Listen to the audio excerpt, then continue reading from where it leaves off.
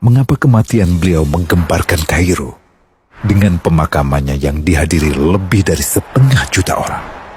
Mari kita simak kisah dari Asosiasi Universitas Islam Mesir ini.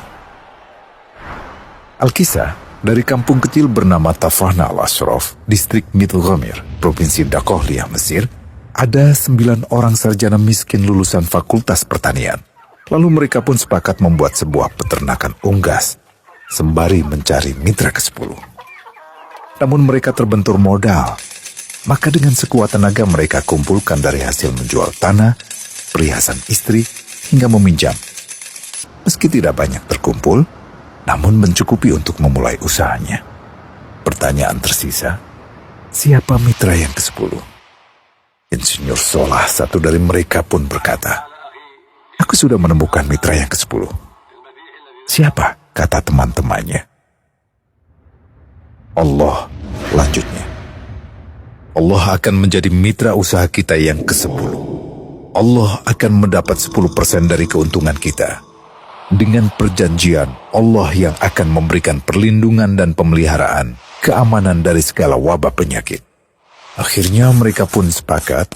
Kontrak kerjasama pun ditulis secara rinci dan dicatatkan ke notaris, lengkap dengan peran mitra ke-10 tersebut.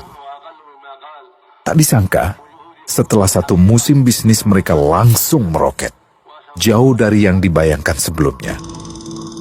Lalu mereka pun kembali bersepakat menambah jatah keuntungan mitra ke-10 menjadi 20% di musim kedua, dan begitu seterusnya hingga mencapai 50%. Lalu bagaimana keuntungan mitra ke-10 itu dialokasikan? Dimulai dengan membangun sekolah dasar Islam putra, lalu lanjut putri, kemudian sekolah menengah putra, kemudian putri. Tambah lagi madrasah alia putra, lalu putri. Tapi karena keuntungan terus membanjir, akhirnya dibentuklah Baitul Mal. Dan mereka pun mengajukan ke pemerintah untuk membangun universitas di kampung.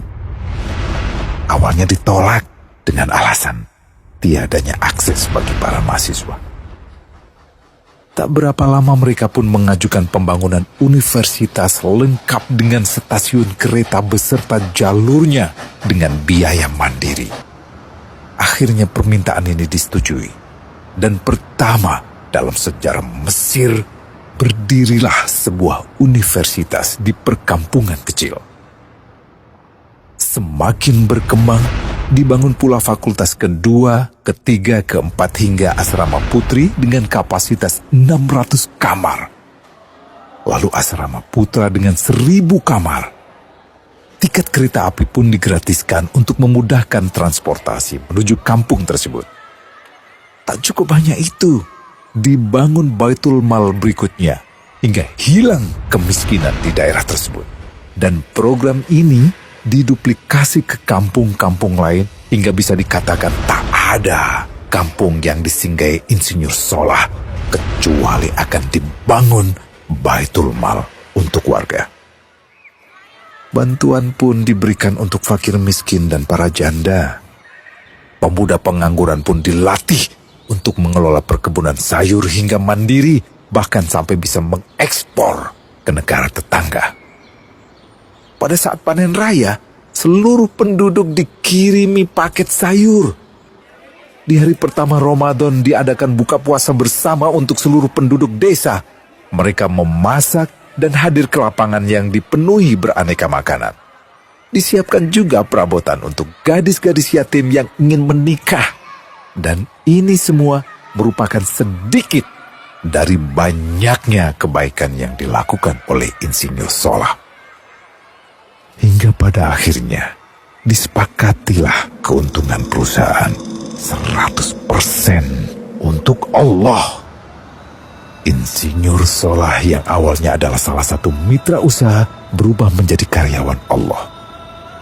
Dia hanya menerima gaji, namun dia memberikan Tuhannya syarat agar membuatnya hanya butuh kepadanya dan hanya meminta kepadanya.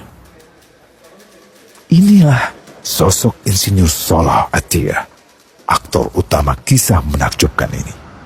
Keikhlasannya membuat ia sama sekali menolak terkenal di media massa.